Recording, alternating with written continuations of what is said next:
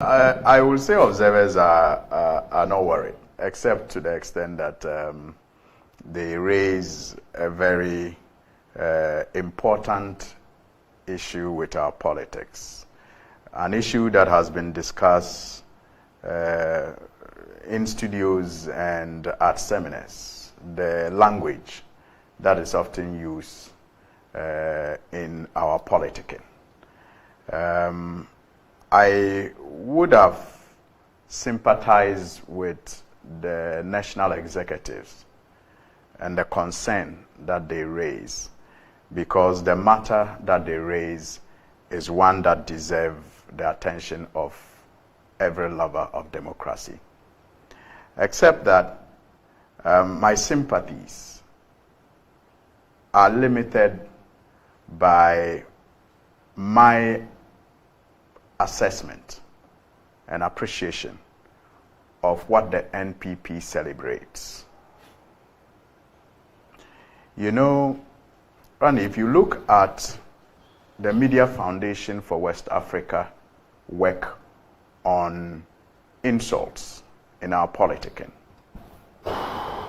those who have always topped the chart are members of the NPP. Oh, wow. If it is not Bawumia, it is Kennedy Japan. I mean, the records are there. Go and check. Or it is their stations, or stations affiliated to them. Since 2016, when the Media Foundation for West Africa began, putting out that table, I don't know if they still do, but all the data that I saw relating to the use of vulgar language and insults on radio and on TV. How did it probably happen? The NPP always topped. I'm not saying that the other parties don't engage in it. But that is why I said my assessment and my appreciation. And the records show that the NPP always tops. If they are always topping, it means there are others in the league. So don't make reference to one incident and think that is counter enough. So that is why my sympathies for the national executive are limited. One, maybe apart from the, docket that Dr. Mahmoud Bawumia went into on behalf of the NPP during the election petition case in 2013. His other claim to fame is how he ridicules and insults his opponents. That is what gives him the kick. And the kick that his supporters get comes from how he ridicules and insults his opponents. It's a known fact. In fact, so much so that the word incompetent has come to stay in our lexicon, political lexicon, as one that is not to be considered an insult. Yeah, but it's not an insult. Yeah, it's a description of a person's I agree. output. I agree, but you see, until then, and even now, there are times that we use certain words that are descriptive, but because they are in bad taste, we are told to withdraw.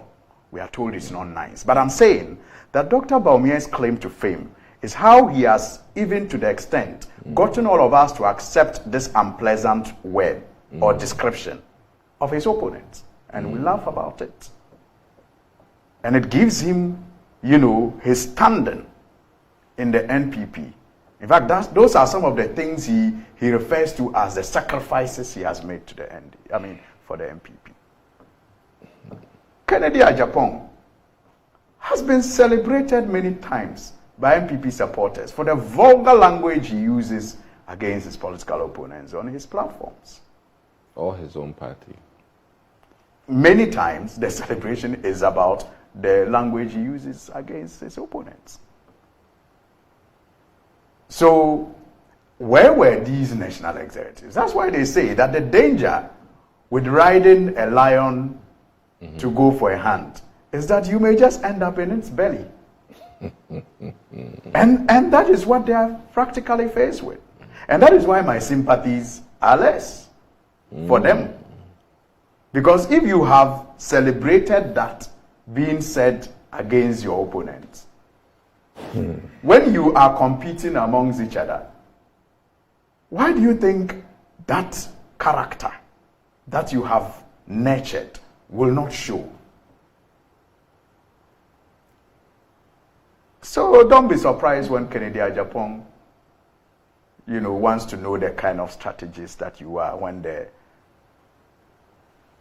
exchange rate has made him lose a lot of money. And you are out there still saying what? Don't be surprised. In fact, I think he even put it in milder terms. Yes, knowing what he does. My goodness. You understand? And he gets a response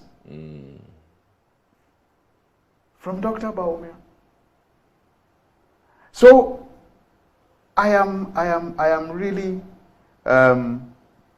happy that it has become an issue of concern for the NPP in this, race. But I'm sorry, my sympathies are less because I believe that they are just getting what they deserve. They say in our local parlance that "Baye di bo techi." We keep it down for who? So whatever they were celebrating among themselves. I thought you would rather give us a Dagbon one to illustrate that one. Well, it didn't come immediately. We'll see AB. I'll have to see Honorable AB for that one. So for me, maybe the Dagbon one has come. That if you, well, it is so. I think it's in many of our languages. Yes. If you turn your son into a chief, yes, you carry his stool. Okay. You carry his tool. When you make your son a chief, you will have to carry his tool. Okay. So that is what the MPP is faced with today. I think that I wish them well. I hope that they are able to sanitize it, and I hope that sanitization does not only limit to MPP internal politics, but also impacts the national politics. So we are all guided by the language that we use in criticizing each other and marketing our strength. I mean, I think I just remembered that something I remember now about Muhammad too, like your boy. He's also making it. Oh, you see, so I'm not saying that we all have not fallen foul every now and then, but I'm talking about the persistence. I'm talking about the repeated, use of this, and people who have become notorious for it. That's what I'm talking about. I'll give you a pass. But if we go into that discussion, I mean, there are numerous examples of your side that I can also, Dog, I don't think you are listening to me. Dog, I don't think you are listening to me. But you also have your, yes, I don't think you are listening to me. First of all, when I made reference to Abronia and others, I use the Media Foundation for West Africa report. That is data. Foundation. That is data. That is established data. And like I said, in that research work, it was a league table, so definitely there were others in that league from other parties. But who topped it is my emphasis. And you said Abronia. No, not always, but sometimes Kennedy Ajapong toppled him. But that's what I'm saying.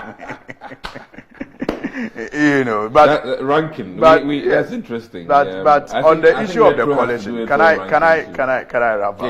Yes. On the issue of the coalition, I think that on that one, we will only observe and see how it goes. Except that I can understand why the 9 have petitioned the elders to bring together all the voters.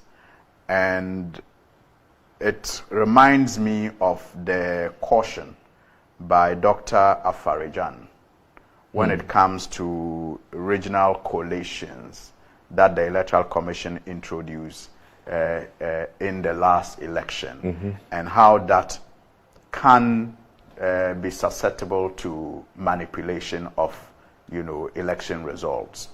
And perhaps with the thinking that influenced the 9 to petition the Electoral Commission, we may all have to start thinking about that caution that Dr. Afarijan gave in relation to the system of collation that we put in place for the 2020 general elections. And if possible, see how we can review that.